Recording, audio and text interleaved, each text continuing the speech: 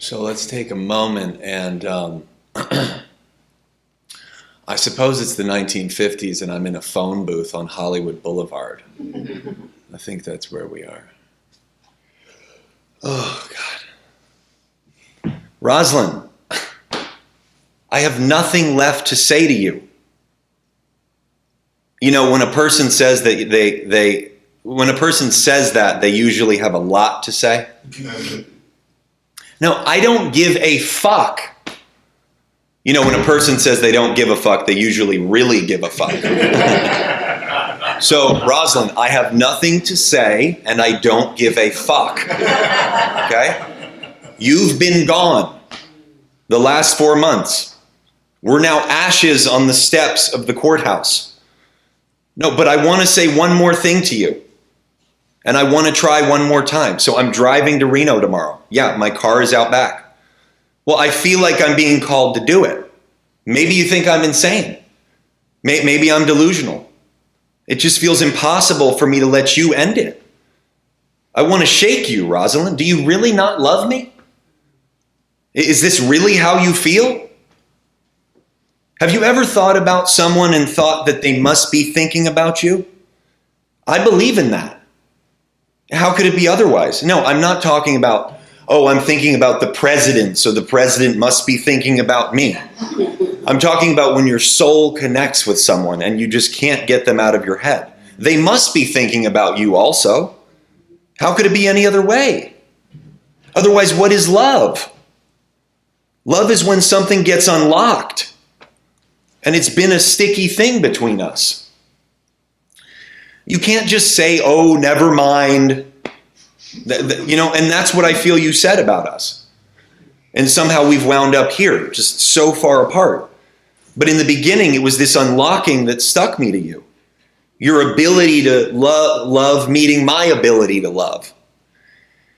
And if I was only interested in your body, then you could say it's just lust, but that's not it. Yes. I've seen a few people since leaving you. I had to. I mean, I didn't have to, but like I told you, I'm not going to be alone. That was another thing you said a lot.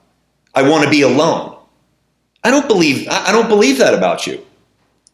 Nobody wants to be alone. Well, anyway, I saw them and I felt nothing. Now, how do you explain that? You know, I went and met them, and some of them I got naked with, and I felt nothing. That's one of the reasons I'm angry with you. This is rare. Don't you see? You go on 100 dates. No, you go on 1,000 dates and you feel nothing. The person sitting across from you is beautiful, smart, funny, good style, straight white teeth, and you still feel nothing. What is that? I'm talking about love. I want to say that to you. Don't you see how rare this is? The unlocking? When something opens and something sticks? The comfortability? I mean, Roslyn, it's that basic. The comfortability. As if we were made from the same stardust or emotional chemical compounds. I mean, I got to tell this to you, Roslyn. The funny thing is, I've been in your shoes. I've left people randomly. I've had a nervous breakdown after nervous breakdown in the midst of a perfectly fine relationship, and I've abandoned people. I've left people stunned. I've left people lost. I've left people confused. Those are all the things I feel, and I think you feel it too. You know, this grief moves in me like a snake inside my body.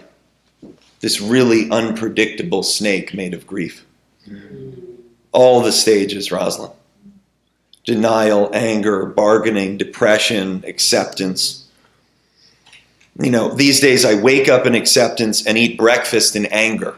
You know, I'll be doing fine, Roslyn. The sun is shining. The birds are chirping, money in the bank account. Then I'll hear a song. You know, a love song or a heartbreak song.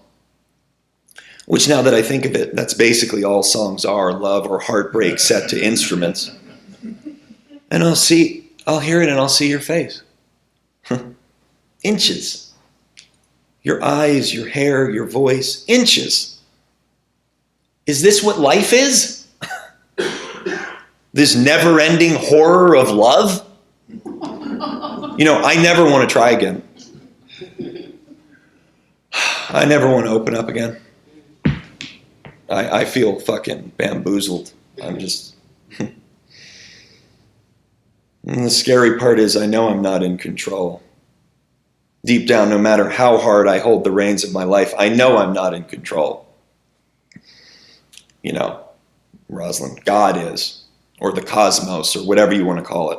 The quantum web of shit us humans are stuck to.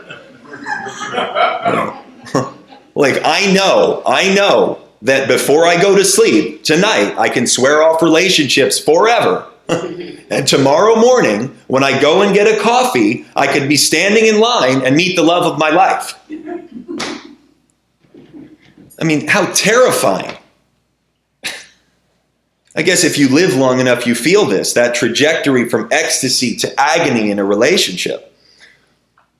Yeah, well, I was the first one to say I love you. Remember, I left you a note one morning? I mean, as we stayed together, it felt inevitable that I would tell you I love you. Obviously, you're beautiful. Eyes, hair, body.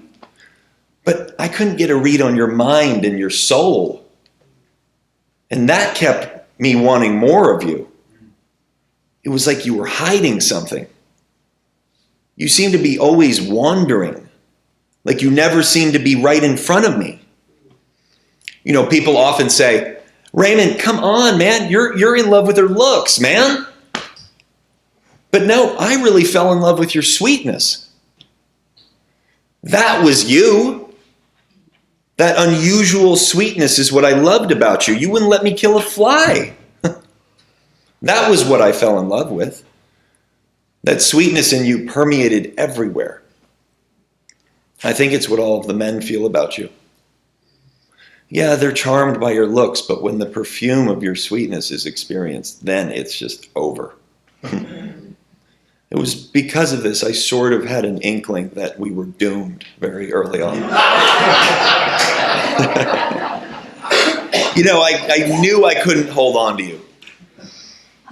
There were too many people stuck to you. I'm not saying they were in love with you, but they were all stuck. Like they hadn't experienced your level of sweetness before, and they were like junkies now.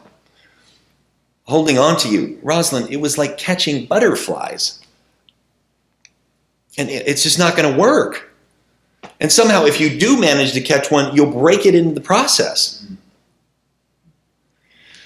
I failed. You failed. It's awful. It's fucking awful. Just the whole thing is just fucking awful. Honestly, it's awful that these things end.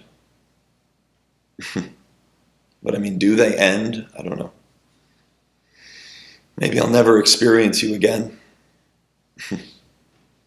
But I mean, I need to tell you something. The day before you told me you were leaving me, I was thinking about leaving you.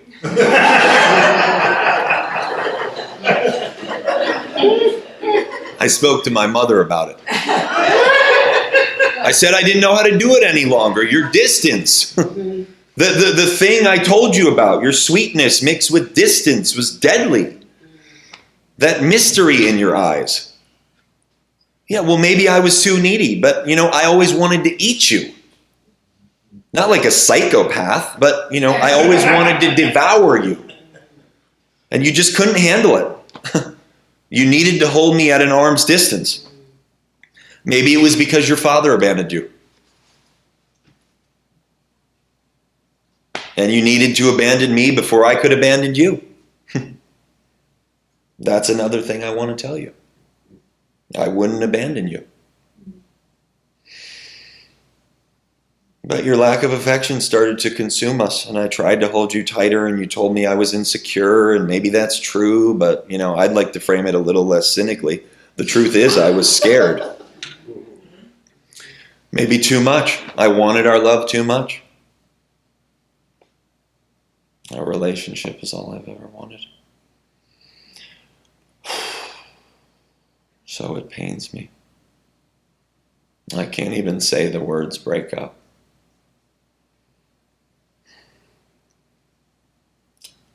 But here I am saying it. The day before you decided to break up with me, I was asking God or the cosmos or that quantum web of shit we're all stuck to, or whatever you want to call it, to help me get away from you. And I woke up the next day to you saying you were leaving. At first I was kind of silent, I know. I told you okay, I told you you could leave. I suppose my prayer was answered. But then I was just sort of shocked. And then I realized I was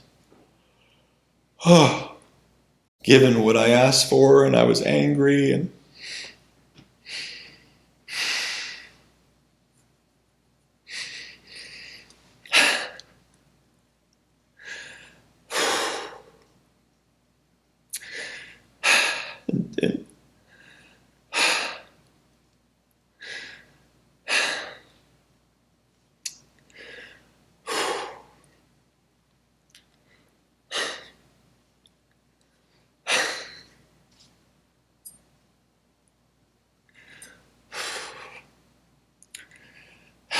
in some way I thought we would never leave each other for good.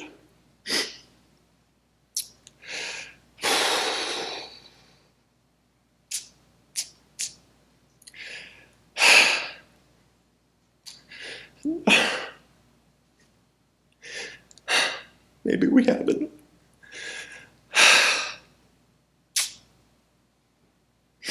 I guess that's what this entire thing is about. The pendulum, this, that, X, Y, Z, black, white, gray, the middle, you know. I'm afraid of being the crazy person.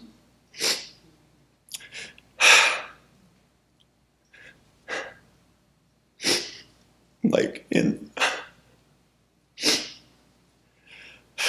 the relationship, I'm afraid of being the person that's too desperate. Desperation kills relationships. That being said, I'm coming to Reno.